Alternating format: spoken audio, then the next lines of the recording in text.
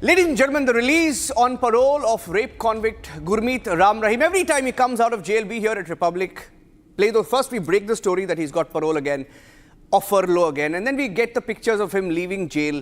And then it's the same story of him entering the ashram and then being celebrated. And this cycle has been going on for over 5 years now. He's on a 20-year jail term for rape for an astonishing 15th time since his conviction in 2017. And it's making the headlines every single time.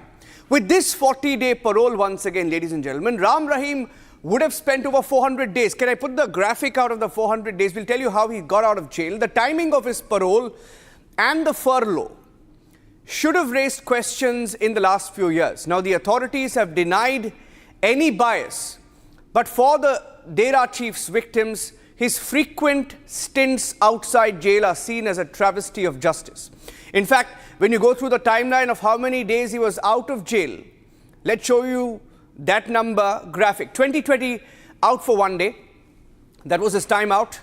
And after that, technical clause 2022 onwards, once he was labelled not a hardcore criminal, 70 plus 21, parole plus furlough, every year he was eligible to be out for 91 days. 2023, 91 days. 2024, 91 days. 2025, 91 days. And that, ladies and gentlemen, brings you to the big number. 2026, he's out again for 40 days. That's overall 405 days out for Gurmeet Ram Rahim, alias Love Charger Baba. That's what he calls himself. The victims have spoken to Republic TV. These are the victims who've been fighting the state in Haryana.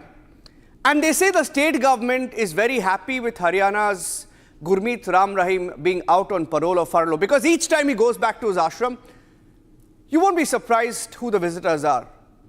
There are MLAs, there are MPs who visit his ashram. The victims spoke to Republic on this technical clause that is helping Gurmeet Ram Rahim.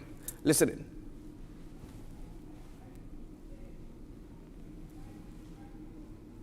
ये सवाल किया जा रहा था कि parole इसलिए दिया जा रहा है क्योंकि एक तरह से वोट बैंक पॉलिटिक्स है, ये आरोप आप भी लगा रहे हैं।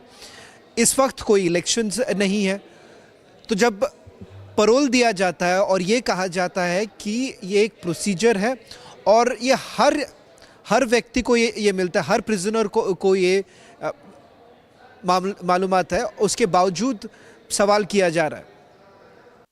राम रहीम को जब पैरोल या फरलो दिया गया, हर बार मीडिया में ये सवाल उठा कि फला इलेक्शन की वजह से उसको पैरोल दिया जा रहा है। लेकिन हमने ये कहा कि हमारा सवाल ये है कि इलेक्शंस ही नहीं, इसको दिया ही क्यों जाए।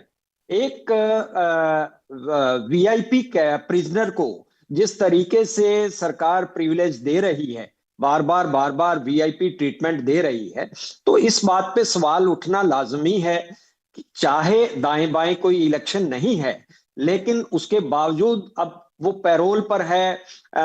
एक कैलेंडर ईयर में गवर्नमेंट कहती है कि हमने 91 डेज का जो पैरोल और फरलो जो है एक्ट के अकॉर्डिंग हम लोग सभी प्रिजनर्स का ये राइट बनता है, जबकि एक्ट जो है वो भी बार करता है इस चीज के लिए कि जो अभी नवराज जी ने, वकील साहब ने बोला कि हैबिचुअल ऑफेंडर हैं, रिपीटेड ऑफेंडर के लिए एक्ट भी बार करता है कि आप उससे पैरोल या फरलो या दिस टाइप जो भी सुविधा है वो नहीं देंगे।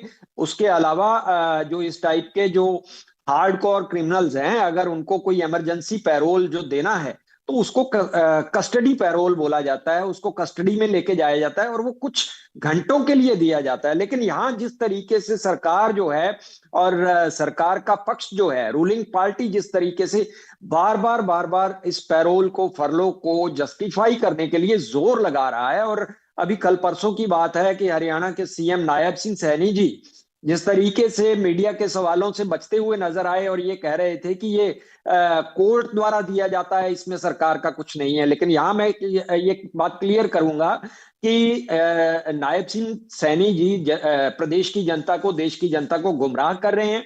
ये स्टेट का प्रेरोगेटिव होता है, स्टेट ने देखना है कि किसको दिया जाए, नहीं दिया जाए, किस प्रिजनर को दिया जाए, नहीं दिया जाए। और उसमें जिस तरीके से ये बार बार इसको राम रहीम को खुला छोड़ा जा रहा है, तो मेरा स्टेट से यही दरख्वास्त है कि आप 2017 के वो हालात मत भूलिए कि आपको एक कैदी को जेल की सलाखों के पीछे भेजने के लिए फैसला सुनाने के वक्त आपको आर्मी डिप्लॉय करनी पड़ी, आपको 38-40 लोग पुलिस की गोली से मारने पड़े लॉ एंड ऑर्डर को कंट्रोल करने के लिए। तो ये सारी चीजें कहीं भी आप उनको दरकिनार नहीं कर सकते। आप बार बार ये मत कहिए कि उसका जेल के अंदर कंडक्ट अच्छा है जिस वजह से हम उसको पैरोल और फरलो दे रहे हैं, और ये हर कैदी का राइट है। मैं यहां ये कहूंगा कि गुरमीत राम रहीम एक आम कैदी नहीं है, उसको एक साधारण कैदी की तरह स्टेट जो है वो ट्रीट मत करे। स्टेट यहां ये बताए कि हरियाणा में, पंजाब में